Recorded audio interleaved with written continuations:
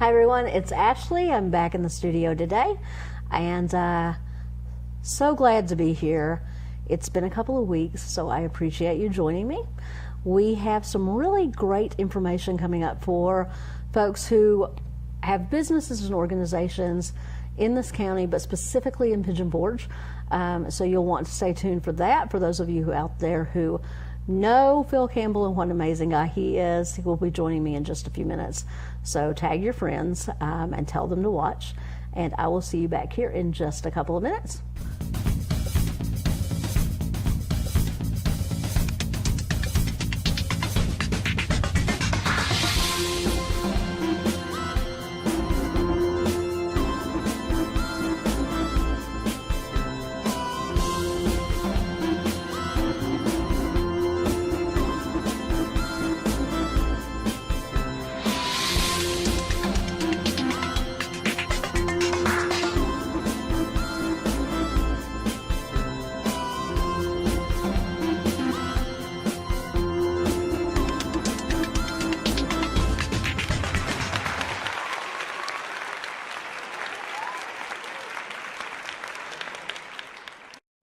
Hi everyone, I'm Ashley Burnett. I'm so glad you joined me today for Down Home with Ashley.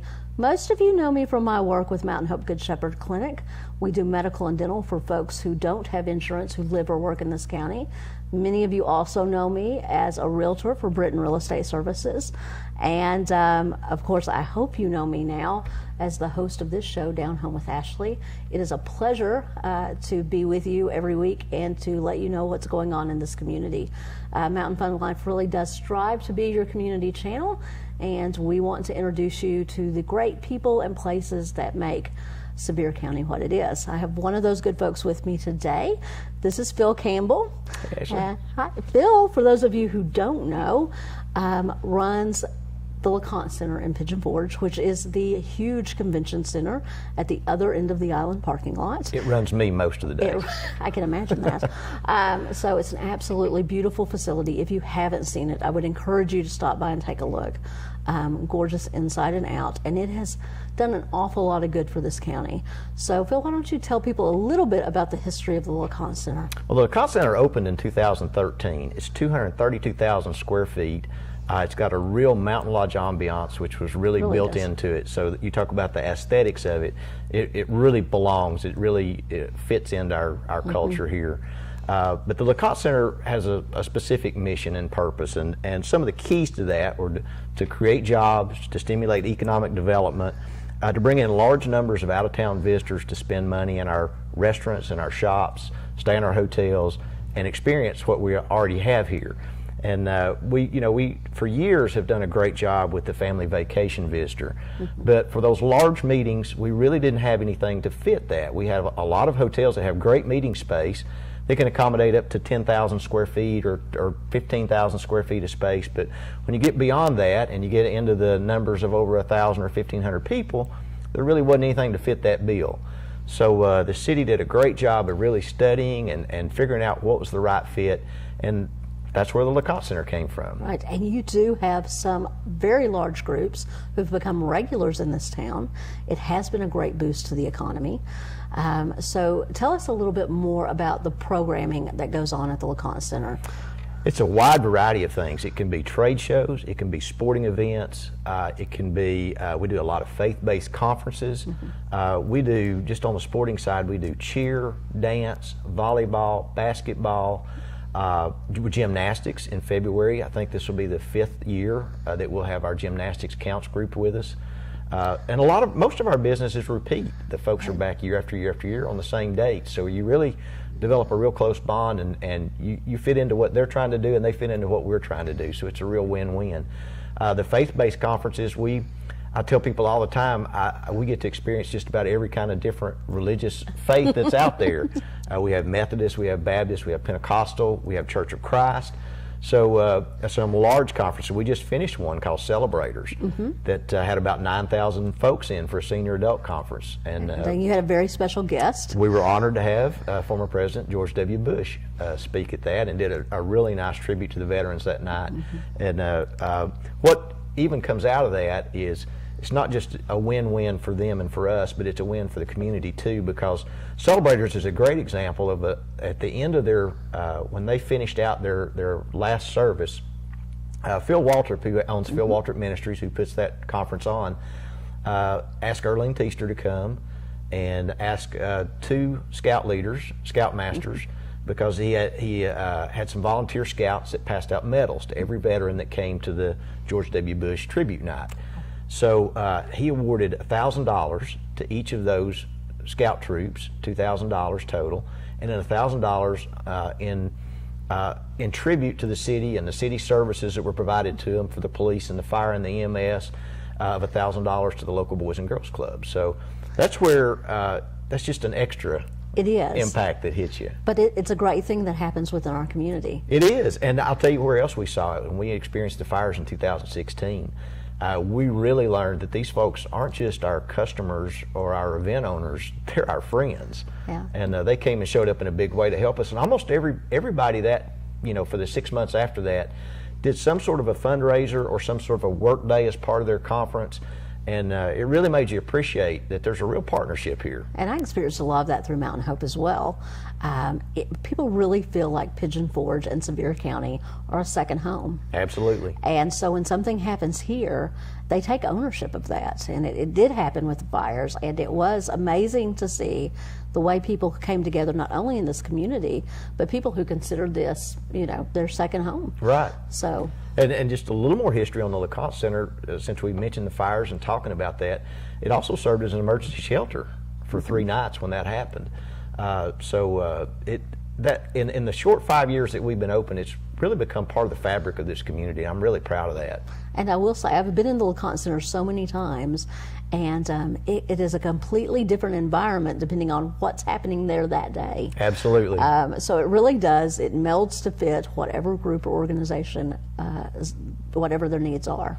Yeah, you have a phenomenal staff to be able to do all that. Well, it's kind of funny because we had a lady that was working as an usher during one of the large conferences that we had, and then a few days later we had a trade show, a hardware trade show that was in, and she was working on a different crew that day, and she's like, I can't believe that this is even the same room. It doesn't look anywhere near like it did 3 days ago. Right. And it is neat to see that transformation, and that's one of the things about LeConte Center. It's very versatile. It has no columns in the big exhibit hall, so there's no obstacles to getting your view or things you got to work around as you plan your floor out. All the power drops from the ceiling, so it can be used for about anything. How many people can the LeConte Center comfortably house? Well, the City of Pigeon Forge owns the LeConte Center, and thus owns 12,180 chairs that we store and we put out and we pick up. But so the answer to your question is we can seat about 12,000, a little over 12,000 people in that one room called the LeConte Exhibit Hall, which itself is 100,500 square feet. Which is kind of interesting. You think about a community like Pigeon Forge that roughly has 6,000 permanent residents. Well, you can sit every one of those and a friend in one room. And not many communities that size have that kind of asset. Right. It does. It definitely brings people here, which has been wonderful for our economy. I know you probably have some statistics about how that's happened. I've got a few. I'll share with you that there's an organization out there called Meetings Mean Business, and they kind of do a national overview of what meetings mean, to the economy, and it creates over 5.9 million jobs and over $326 billion in direct spending in 2016, which were the last numbers that were studied. So nationwide, as part of the overall economy, it's a major part of what we do and what turns out to be the GDP. So it is a huge industry. And can you tell us on a local level what that does for Sevier County? Sure. On a local level, of course, we judge economic impact in a variety of ways. We have direct economic impact and indirect. And the direct is, they're staying in your hotel, they're staying overnight, they're eating in your restaurants, they're shopping in your shops, they're playing at your attractions, they're going to your theaters. And we also really measure the new visitor. We do some studies to say, have you been to Pigeon Forge before? And if this event wasn't here, would you be here? So on the average, about 12% of the attendees can be new visitors to Pigeon Forge that have never been here before. And of course that means repeat visitors later. Exactly, because some of the other studies that the Department of Tourism has done for years show that once we get people to come here, there's a great chance they're going to come back. Really good chance. So on the indirect side of that impact is the new investment that it drives. So if you look over in just our general area where the LeConte Center is, you know, since we've been there, you've got, I think, 4 hotels that are done now. Things are really booming in that area. If you and haven't one been that's over, getting ready to open, that's still under construction. And then you've got another large development that's got a proposed plan on the table to go in that area. And of course, that Jake Thomas Road extension is a project that's been out there for a while. My understanding is I think Tennessee Department of Transportation has a contract to finish that out now, which will bring that road all the way out to the Dreammore intersection out on Veterans Boulevard. Great. Some of us locals are looking forward to that too. Hey, it's going to save me about 3 or 4 minutes to get to work, so that's important. That's important. But just the ease to get through there, what it's going to be in the end, is really great. Okay. And then on the economic side, just for some statistics on kind of what it's done so far, again, we opened in October of 13, so we've been open just a little over 5 years. Done over 150 events since we opened. And that's one question that people ask is, are you full? Do you have space? And when you look at an events calendar, usually you'll have somebody that it's a day or two to move in, a 2 or 3 day event, and maybe a day to move out. So if you look at it on a calendar, you're taking up about a week on the calendar. So where we're at now is about 40 events in a regular year. So that's a pretty full schedule. That's a pretty full schedule, and we also try to work around and understand that our job is to drive business when the business is needed. So in the summertime, when the hotels are full and the rates are a little higher, they don't necessarily need those big conferences in July and the first part of August. So we appreciate that and understand that. And our slower time is actually in the summer. When the town's the busiest, that's when we'll probably be the slowest and be doing some of our smaller conferences at that time. Another neat thing about the events that have come to us is to watch them grow. Right. One of our great success stories is the Smoky Mountain Jeep invasion. That I think this year they had over 8,000 Jeeps come to it. Okay. Bob and I were filming a commercial that day, and we actually came over to your parking lot. There wasn't a space to be found. And we're working on that. Yeah. We're adding more space. So that's on the horizon too, to get some more parking spaces. But that's just one of the events that's phenomenally grown. Another one this coming weekend, we'll have Hearts on Fire with us. Right, which has been a great success in this area. And they've been here how many years now? They have been in the market for some time. They were actually in Gatlinburg prior, and they moved to Pigeon Forge just because they needed some more room to grow. Right. And this year they're going to set a record with Hearts on Fire, and they do an Alpha and Omega session, so they do 2 different duplicate services. And I think in the first service they're expecting about 9,000 kids. Wow. In the second one, 8,000 kids. So 17,000 kids will be coming through the doors of that center for Hearts on Fire. Wow. Which is that's great. That is great. And they're going to eat somewhere, they're going to sleep somewhere, and I bet you they're going to play somewhere. They might ride a go-kart, or they might go to a top jump, or... It's amazing what teenage kids will bring to an area. So, great event. I know you have other events coming up. Tell us a little bit about some of the other things that are going to be happening in the future. Well, we've got, and again, a lot of ours are repeat business. So we have, we get into December, we have YamaCon is one of the first events that we have, and they're right at the tail end of November, first part of December. And it's kind of it's focused on Japanese culture of anime.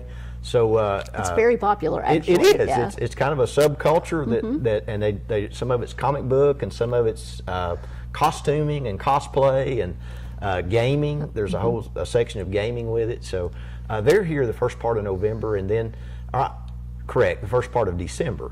And then we have Scott Dawson Ministries comes in and does Strength to Stand. They do 2 conferences with us. They do one right after Christmas, and then they do one 2 weeks later in January. So we have them, and then we have we do Resurrection, which is a Methodist youth conference. We do CYC, which is a Church of Christ youth conference. I love the diversity. We do Pentecostal Fire, which is a Pentecostal youth conference. Then we get into, we also do the Pigeon Forge Rod Runs are with us in the spring and the fall, so we'll have them in the spring. We do Corvette Expo, will be with us in March. So just a wide variety of things. We do Reinhardt Foods, actually they do a food show for their buyers, that's in March.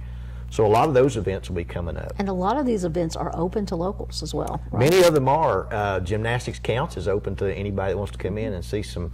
I was blown away because in our particular area here, I grew up here. My kids went to school here, and gymnastics was not something we saw. But there are some phenomenal gymnasts that come to that. Some really great athletes. Yeah.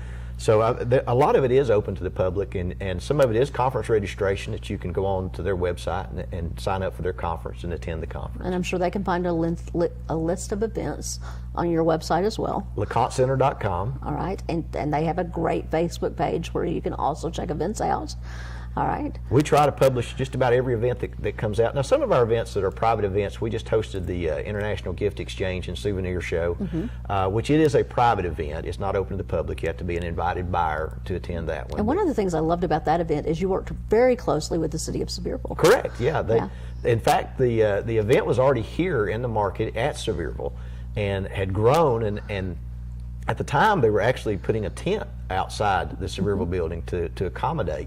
So what they've done ever since we opened is use both facilities, which is really nice. Which is great because it brings an economic boost to the entire area. It allowed them to grow, and we kept them in market, so it was a win-win. So absolutely a win-win.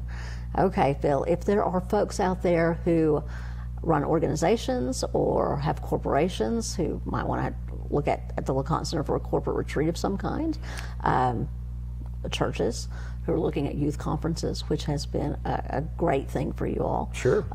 Or just has something brand new that they're kicking around and thinking this might be a really great thing. How can they get in touch with the LeConte Center? You can get it to us through LeConteCenter.com, or you're welcome to call us at the Pigeon Forge Department of Tourism, which is 865-453-8574. I'm the general manager there. Jennifer Smith is our sales manager, does a great job of licensing and going. In fact, she's at a faith-based conference in California today. Wow. Meeting with planners and trying to. You guys definitely do your homework. Trying to see who else is out there that we could get into this market. With the LeConte Center, it's really a numbers thing, because one of the things that the city did a really good job on early on was to note that there are a lot of great meeting facilities in Pigeon Forge already that may not be the size of LeConte Center, but they're great space. And we didn't need to compete with that, or we didn't need to just displace that business from them to us. So what the LeConte Center does is we focus on 1,500 people or more to actually license into the LeConte Center. And that drives that economic revenue that we need to be able to make the LeConte Center successful, but it also keeps us from competing with our tax-paying businesses, which we don't want to do. So if that description fits your organization, I know they would love to hear from you. If you have questions about how you might attend an event, I know that Jennifer or any of the staff there would be happy to talk with you. Love to have you. We'd love to have people just come in and see it and go through it.